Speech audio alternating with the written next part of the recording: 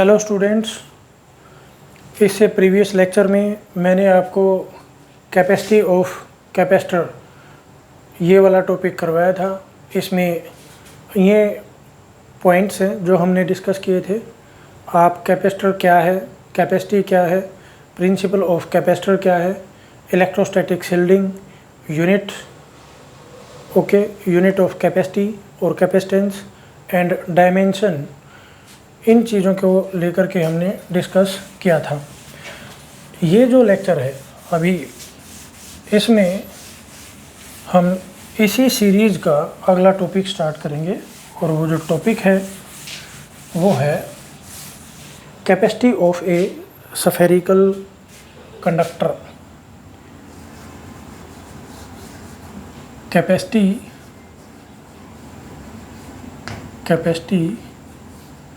Of A spherical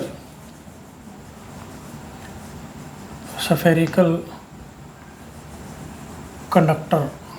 okay. और पिछले lecture में मैंने आपको एक बात और बताई थी, जो हमारी अर्थ है वो भी एक कंडक्टर है और अर्थ का जो शेप है वो ऑलमोस्ट स्फेरिकल है, या आप यूँ कहें कि स्फेरिकल आप मान सकते हैं। तो इस टॉपिक में, इस लेक्चर में हम डिस्कस करने वाले हैं स्फेरिकल कंडक्टर को। और देखिए, प्रीवियस लेक्चर में आप जान चुके हैं कि कोई भी कैपेसिटर है वो कैपेसिटर कॉम्बिनेशन होता है। उसके अंदर दो प्लेट होती हैं, ठीक है, जो कि कंडक्टिंग होती हैं। उनका डिफरेंट साइज हो सकता है। तो ये कॉम्बिनेशन ऑफ कंडक्टिंग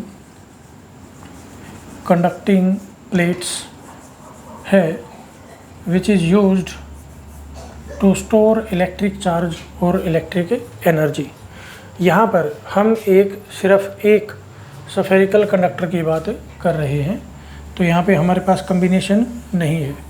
मान लो ये मेरे पास एक स्फेरिकल कंडक्टर है और इसकी जो रेडियस है वो r है, ठीक है। तो रेडियस r हो गई और यहाँ पे आपने चार्ज दे दिया इसको, top most value of charge that can be acquired by this spherical shaped conductor, that is, मान लिया मैंने टोटल चार्ज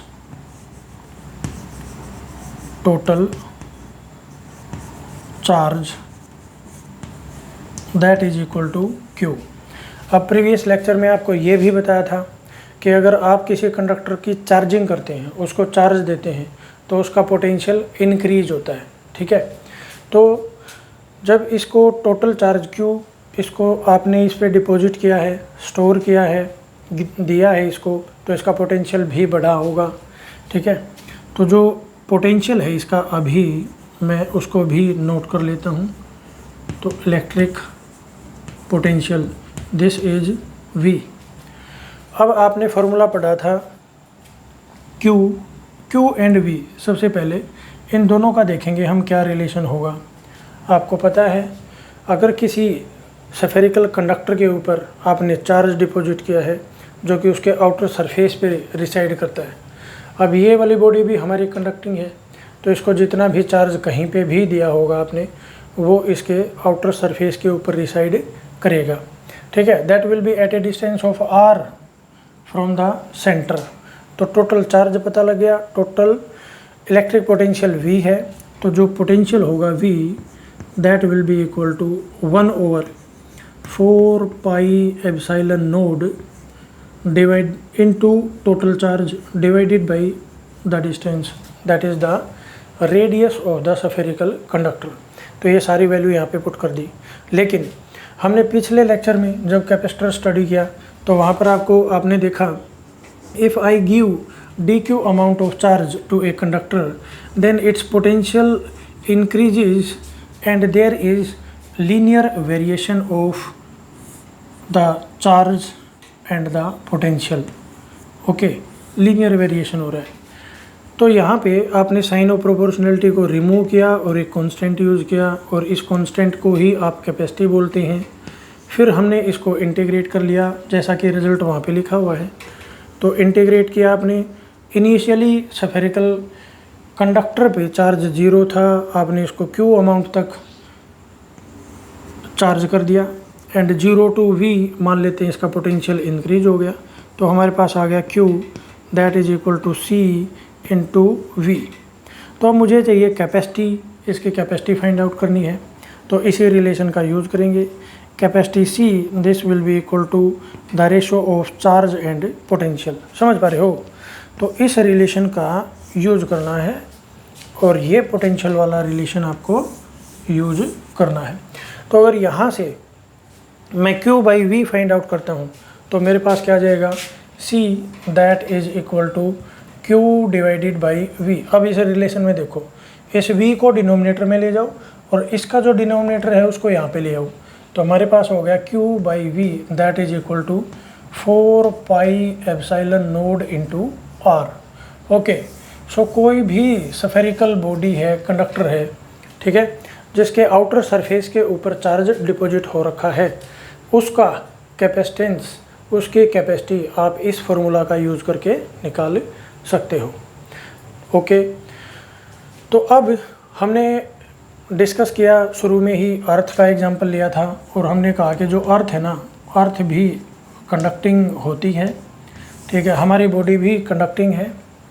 और अर्थ कंडक्टिंग इसलिए है क्योंकि इसकी जो अर्थ क्रस्ट है उसमें बहुत सारे मेटल्स होते हैं, तो आप इसको कंडक्टर एज्यूम कर सकते हो, ठीक है।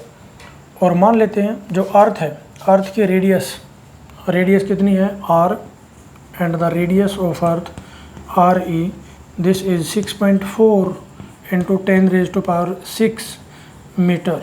Okay, and the value of 1/4 pi epsilon naught that is equal to 9 into 10⁻⁹। Okay, if you substitute the value of 1/4 pi epsilon node which will be inverse of this factor, okay, अगर यहाँ पे value put करेंगे तो आपके पास आ जाएगा capacitance and it will be 6.4 into 10⁻⁶। ये मैंने R की वैल्यू पुट कर दी, and 1/4 pi epsilon naught this will be 9 into 10⁻⁹।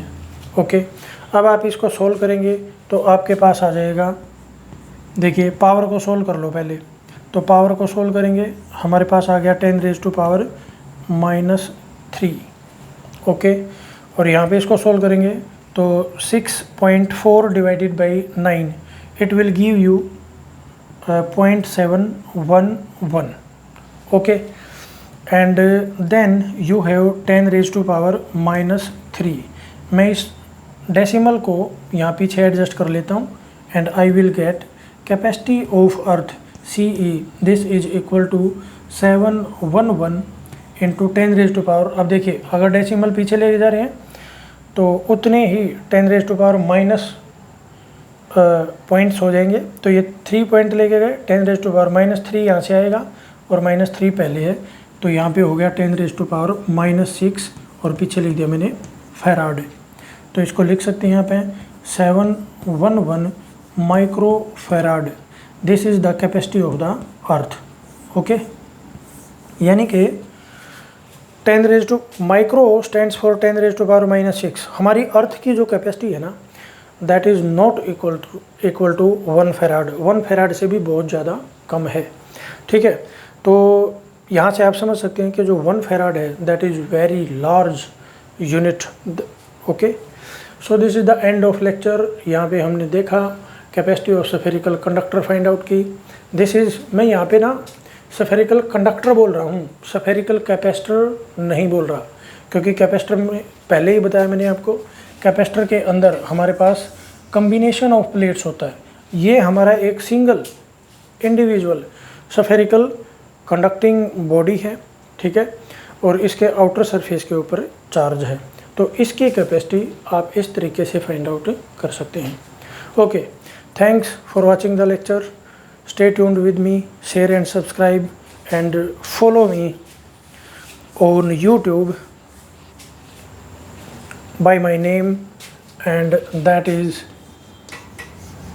AJAY Ajay Sangwan physics, okay. आप इस नाम से मुझे सर्च कर सकते हो यूट्यूब पे। Thank you.